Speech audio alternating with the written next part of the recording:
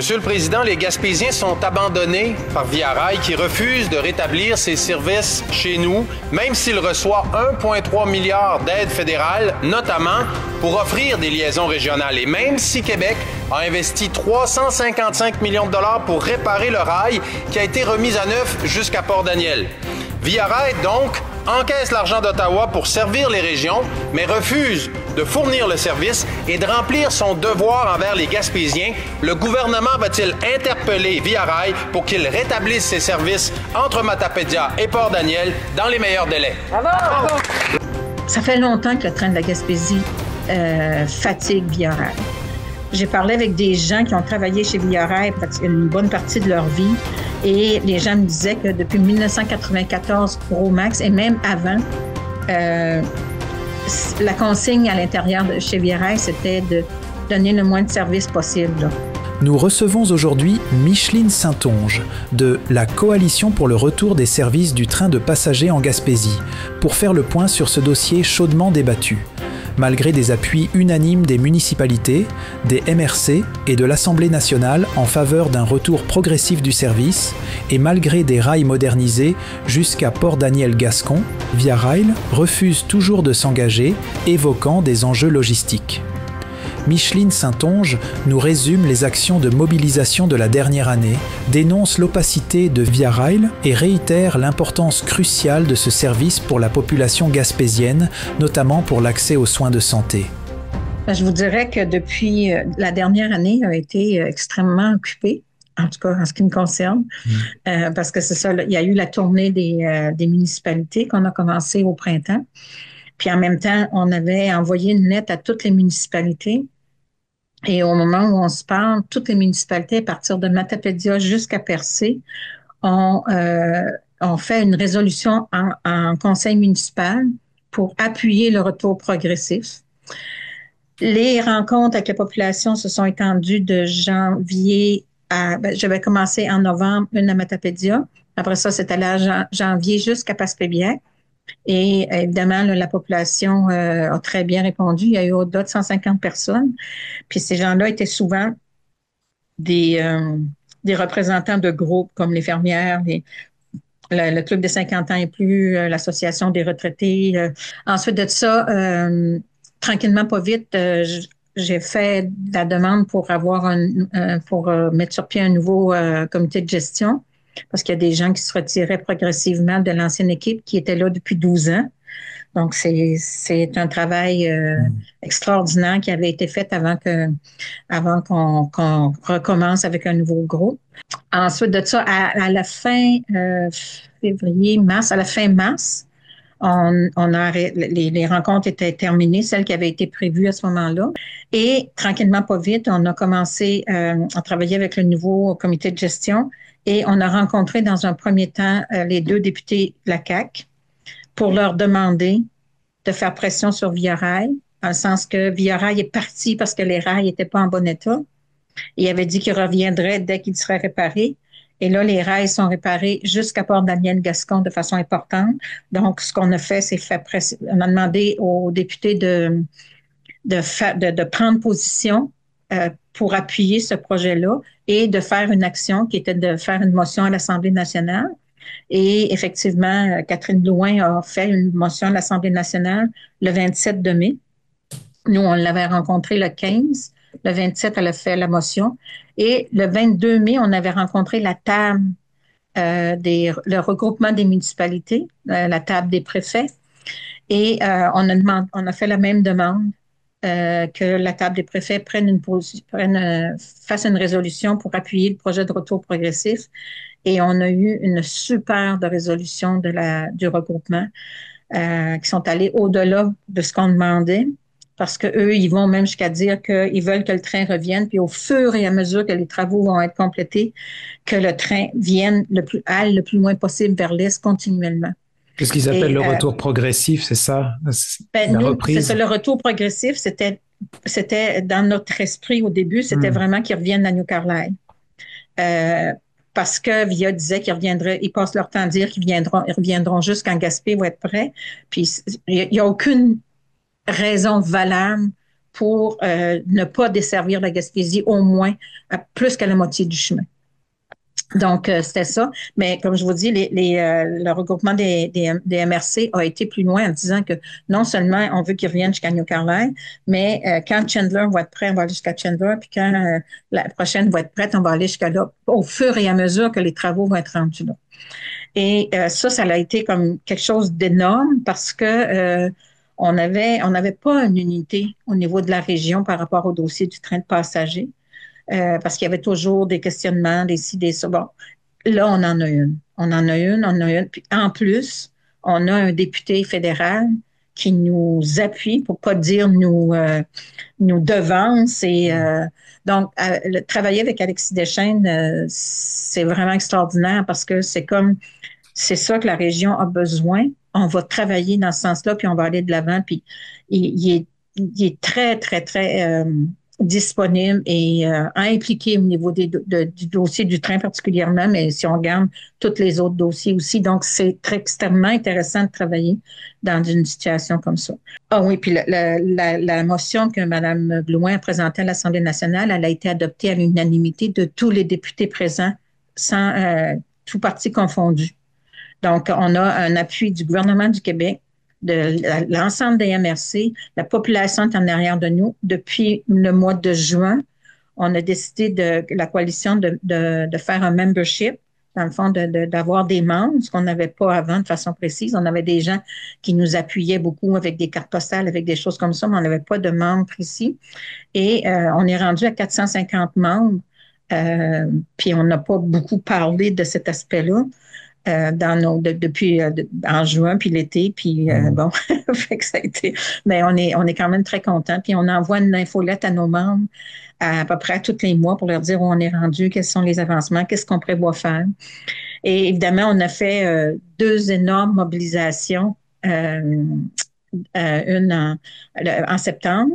Donc, il y a eu la mobilisation où les gens se présentaient aux gares avec des petites valises. Oui, c'est vrai. Et c'est ça. Donc, ça a été vraiment très intéressant parce que on a eu au-delà de 450 personnes. Au début, on avait eu l'information qu'il y avait à peu près 70 personnes à Gaspé, mais ça a l'air qu'il y en avait 120.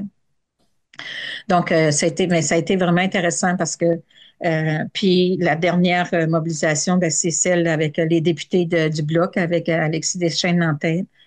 Qui a fait une journée complète le vendredi 10 octobre dans les médias. Et ensuite de ça, on a fini ça le samedi matin à Matapédia. Il a pris le train à partir d'Ottawa jusqu'à Montréal, Montréal jusqu'à Matapédia. Et là, il y avait 55 personnes qui venaient d'un peu partout. Il y avait des gens du Bic, de Rimouski, de Sainte-Luce. Il y avait même une dame de Québec qui est venue, puis elle a été interviewée par les journalistes parce qu'elle a été obligée de déménager parce qu'elle avait des problèmes de santé. Et si le train avait été là, elle n'aurait pas été obligée de déménager. Elle aurait pu aller à ses rendez-vous en train. C'est un des points, que je vous dirais pas quasiment le plus important par rapport au retour du train de passagers. C'est inadmissible que les gens soient obligés de s'organiser par leurs propres moyens pour aller recevoir des soins spécialisés à l'extérieur de la région.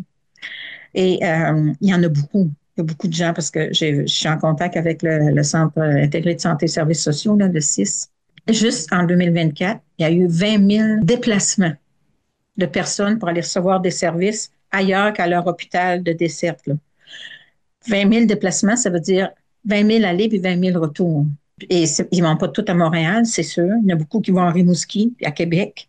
Mais c'est énorme. C'est énorme, juste ça. Si on pense pas aux étudiants, à tous les gens d'affaires, tous les gens qui viennent en voyage, qui viendraient en Gaspésie si le train est en fonction, que ce soit des gens de l'extérieur. Qu'est-ce que vous répondez parce que dans le fond, c'est vraiment la fameuse question, pourquoi, alors qu'on a tous ces appuis, que tout le monde est d'accord, on s'entend pour dire, je vois dans votre communiqué là que même malgré que Via Rail ait soulevé que peut-être que la voie n'était pas sécuritaire jusqu'au bout, ou qu'ils se posent la question s'il va y avoir assez de demandes, qu'est-ce que eux, c'est quoi leur raison déjà à tout ça? À la dernière Assemblée publique annuelle de Via Rail, le 21 août dernier, on a su, Puis on s'est fait dire par quelqu'un de chez Via Rail que, parce que quand l'Assemblée publique annuelle, là, il n'y a personne qui peut assister à ça. C'est fait de façon virtuelle, puis c'est un enregistrement qui a été fait avant, puis il nous passe ça, là, mettons, comme là, je pense on l'a eu le 20, je sais pas trop quelle date, le 21 août, je pense que c'est là que ça passait, là, cette fameuse, ce fameux YouTube-là, là. Et quelques semaines avant ça, Via Rail publie sur son site, vous avez 48 heures ou mettons 72, je vais être gentille, pour soumettre des questions pour qu'elles soient répondues à l'Assemblée publique annuelle. Et à travers le Canada, ça a été le train de la Gaspésie qui a eu le plus de questions demandées. Et quand c'est venu le temps de répondre à la question, aux nombreuses questions des gens de la Gaspésie, il y a eu une phrase qui a pris 1 minute et quelque chose, puis vous l'avez dans le document, c'est qu'il dit, c'est ça leur style de réponse. Il dit que c'est problématique au niveau logistique et qu'il ne veut pas ni ne peut faire marche arrière avec le train. C'est pour ça qu'il ne vient pas en Gaspésie. Donc, dans un premier temps, c'est... Qu'est-ce qu'il veut dire par ne pas faire marche arrière? Ben, c'est parce que dans le fond, là, nous, on demande que le train se rende jusqu'à Port-Daniel-Gascon parce que les rails sont près de jusqu'à là. À Port-Daniel, à New Carlisle, il y a un triangle de virage. Mais il n'y a pas à Port-Daniel-Gascon. Mais de toute façon, Via Rail n'utilise plus de triangle de virage, sauf exception.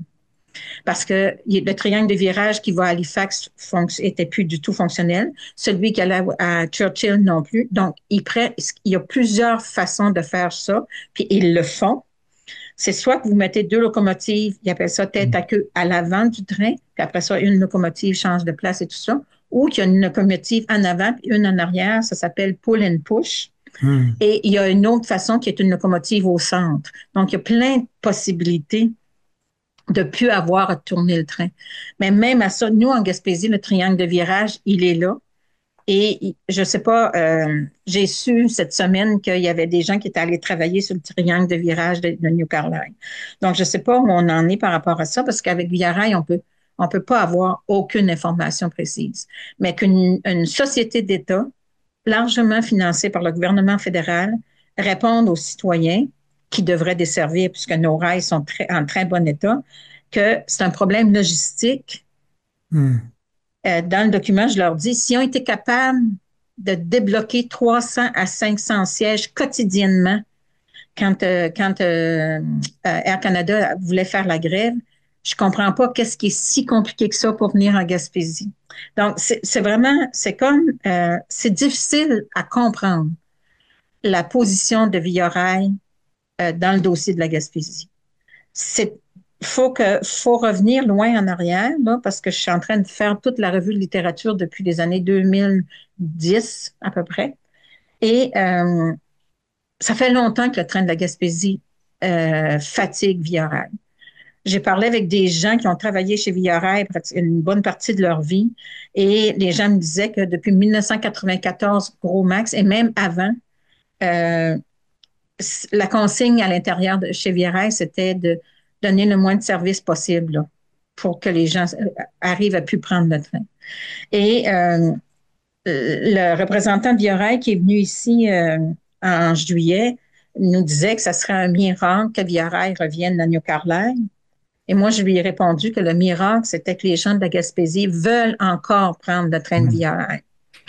Parce que les gens m'ont raconté tellement d'histoires, mais tellement d'histoires. La coupure de service, la coupure des gares qui n'étaient pas fermées, mais qui n'étaient jamais ouvertes, parce que plus de personnel dans les gares, il y avait juste quelques gares qui restaient. Ça a toujours été en diminuant le service à partir du moment.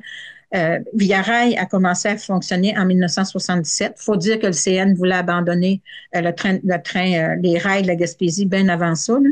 Mais la culture s'est propagée à Via Rail, visiblement, puisque ça a toujours été ça. Je lisais dernièrement que même en 85, Via Rail a commencé en 77, même en 85, les gens de la Gaspésie commençaient à se battre pour qu'ils arrêtent d'enlever des services continuellement. Fait que c'est pas d'hier. Mais c'est ça, je pense que c'est ça. On a comme le résultat final de cette situation-là, c'est ils ont finalement trouvé une bonne raison pour arrêter en 2013. Et là, ils veulent revenir le plus tard possible, s'ils veulent revenir vraiment. Ça veut dire qu'en fait, c'est eux qui ont la décision finale de dire oui, on revient ou pas, ou malgré qu'il y ait des pressions gouvernementales? C'est ça. Dans le fond, Via Rail est toujours considéré comme une société indépendante. Les anciens ministres des Transports au fédéral disaient Via est une société indépendante. Ce que je m'évertue à leur dire, c'est que si elle est indépendante, c'est pas de fortune certaine, parce que le plus que la moitié du budget de fonctionnement de Via Rail provient du fédéral. Ça, c'est le budget d'exploitation, sans compter tous les achats neufs, tous les wagons neufs, ceux du corridor Québec-Windsor, parce que là, il y a un projet de wagons neufs pour toutes les régions, les trains régionaux, et ça non plus, c'est pas Via Rail qui le paye, c'est le fédéral. Et dans la loi, là, Via Rail dépend.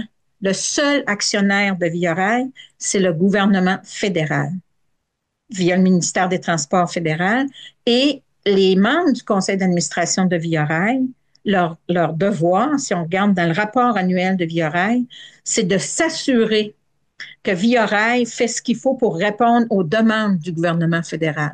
Donc, ils ne sont pas du tout indépendants. C'est sûr qu'ils sont capables de fonctionner, là. C'est pas ça à ce niveau-là. Mais en termes, la mission de Via Rail, la mission fondamentale, là, c'est de desservir les régions éloignées où il n'y a pas beaucoup de transport collectif. C'est sûr que si on n'avait pas eu de rail ici, on aurait trouvé d'autres moyens de s'organiser. Mais le train de la Gaspésie a toujours fait partie. Le train de passagers a fait partie de la Gaspésie depuis ses débuts pratiquement. Et on a les rails. On a fait un document juste avant, je ne sais pas à quel moment, on l'a lancé au mois de septembre, mais c'est un document qui montre tous les travaux. Les ponts dataient de 1893. Oui, quand même. La majorité des structures étaient très, très, très âgées. Et c'est vraiment de toute beauté de voir ça. Quand on dit dans le document là, que Via Rail, s'il finit par revenir en Gaspésie, il va rouler sur les rails les plus sécuritaires du Canada, je pense que c'est absolument vrai. Il y a eu beaucoup d'argent de mis. Les rails sont ce qu'on appelle surnormés. Ça aurait pu être un peu moins. Ils ont mis vraiment le paquet pour que puis la Société de chemin de fer de la Gaspésie, son rôle, c'est d'exploiter et d'entretenir les rails. À chaque fois qu'il y a une tempête, qu'il y a quoi que ce soit, les gens de la société sont partout pour réparer puis organiser, vérifier les affaires. Donc, on n'est pas comme dans le temps où personne ne s'occupait des rails, là. Parce que le CN n'a pas mis plus d'argent sur les rails de la Gaspésie que quand les autres ont été propriétaires par après, là. Donc, il y a vraiment tout est là. Tout est là vraiment pour que le train revienne rapidement, maintenant. Si Via Rail avait voulu contribuer un peu, là, il serait prêt. Ça va se passer d'ici 2 semaines que le premier train de marchandises va se rendre à la cimenterie. Donc, Via Rail aurait été capable en masse de suivre ça, puis puis en plus, la Société de chemin de fer s'est engagée en juin l'année dernière que quand le train de passagers va revenir, qu'il y aurait priorité sur le train de marchandises. Puis là, on est en nomination, on est finaliste pour le prix Guy Chartrand qui donc puis Via Rail va sûrement être sur place parce que au niveau de la mobilité des gens, puis l'importance de la mobilité durable, puis blabla, tout ça, donc ça va être cocasse. Oui, c'est vrai. En tout cas, j'espère qu'on va gagner, mais on est 3 finalistes. Rappelez-nous la définition du prix Guy Chartrand pour que les gens qui sont moins familiers. OK. Puis Guy Chartrand, c'était un des fondateurs de Trajectoire Québec il y a de très nombreuses années. Et ça honore les personnes et les organisations qui contribuent à améliorer l'offre de services en mobilité durable. Donc, la coalition a envoyé sa candidature. Et c'est ça. Donc, c'est ça qu'on est très fiers d'être dans les finalistes dans un premier temps. Et comme vous dites, ce serait cocasse que Via Rail soit là aussi et que vous recevriez le prix. Exactement. Ouais. Ça serait, j'espère bien, parce que ça, c'est juste un petit aparté, parce qu'il y a une catégorie que c'est citoyen ou citoyenne mobile de l'année. Et le prix, c'est 1 000 $ comment je pourrais dire, de via rail, qu'on peut voyager. Mais okay. c'est sûr que là, nous, on peut pas. On peut pas être là-dedans parce qu'on n'a pas le service.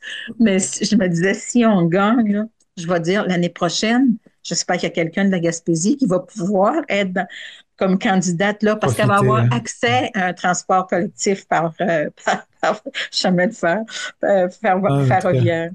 En tout cas, c'est sûr que... Et là, on travaille. Si vous voulez, pour faire une petite... je nous amènerai tranquillement quand même vers une conclusion, juste pour savoir...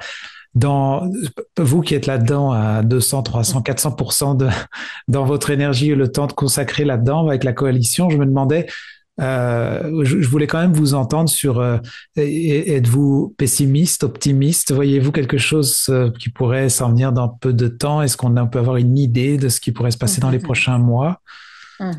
Ben, c'est sûr que nous, on continue de viser le retour du train de passagers le plus rapidement possible. Alexis Deschênes a rencontré le nouveau ministre des Transports au fédéral, qui est M. Stephen McKinnon, et il y avait une ouverture. En tout cas, ce qui est clair, c'est que lui va être au courant du dossier, ce qu'on n'a jamais su auparavant. Donc, parce que j'ai même une photo qui les montre en train de regarder le dossier. Et il y a... on va continuer la pression sur Via Rail. On a d'autres manifestations en vue. On a eu une approche avec des gens de Québec, avec des gens de Montréal pour faire quelque chose pour les gens de ces régions-là qui veulent avoir le train de la Gaspésie. Donc, on continue vraiment. Je veux dire, à un moment donné, ils pourront pas continuer à refuser sans raison valable. Parce que c'est des affaires comme quand le gouvernement du Québec a annoncé qu'il suspendait quelques travaux de bord de Port-Daniel-Gascon, Via Rail a appris ça en même temps que nous autres à la radio, aux nouvelles. Et là, ils sont retournés à la planche à dessin. Mais depuis le 25 de mai, la seule réponse qu'ils sont capables de donner aux journalistes, c'est qu'on est retourné à la table à dessin.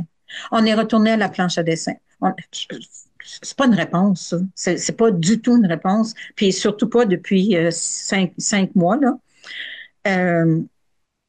Il va y avoir beaucoup de pression populaire pour que Via Rail, parce que dans le fond, il y a de l'argent présentement, il y a un programme spécial pour rénover les wagons existants. Donc, nos wagons qu'on avait en Gaspésie sont rénovés présentement, la flotte héritage, et ils sont envoyés sur d'autres trajets. C'est vraiment tout ça que... Puis, on veut pas que les gens perdent leur train ailleurs. Là. On se bat pour avoir le nôtre, on n'ira pas. Mais il y a moyen d'organiser le service pour qu'il y ait quelques wagons qui puissent venir en Gaspésie sans aucune problématique. Donc, faut vraiment continuer de mettre de la pression et c'est ce qu'on va faire. De toutes les façons possibles, inimaginables. Là, on est en train d'écrire. Ça devrait être prêt. C'était ça mon téléphone de tantôt. Je voulais essayer de parler à la personne responsable.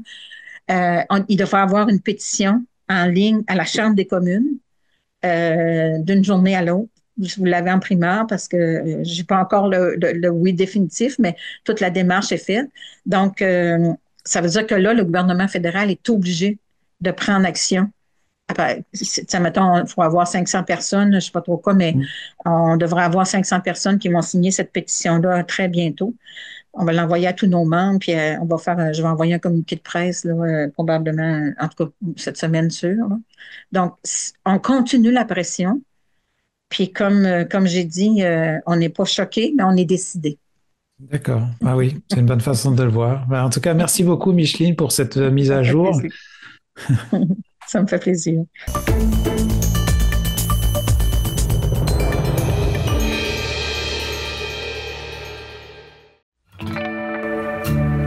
Les jardins fleuris de Cap d'Espoir et Pabot, l'endroit idéal pour découvrir l'univers des fleurs et du potager. Engrais de toutes sortes disponibles, contenant et tout le nécessaire pour réussir sa récolte ou son aménagement paysager.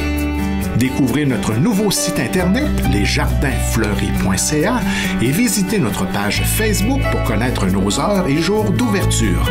La qualité, la variété, les conseils judicieux, c'est au 1416 route 132 Cap-d'Espoir et au 14 route Hamilton-Pabot que vous trouverez satisfaction. À la bijouterie Brigitte de Grande-Rivière, notre grande panoplie d'idées cadeaux pour toute la famille et notre vaste choix de bijoux pour elle et lui saura satisfaire à coup sûr l'être cher. Nous avons des produits de beauté, accessoires de décoration, montres solaires Seiko, les montres Bering au style moderne et au design innovateur, des perles et les diamants naturels de la collection Malo. Pour la qualité, les meilleures marques sur le marché, faites confiance à l'équipe de la bijouterie Brigitte de Grande-Rivière.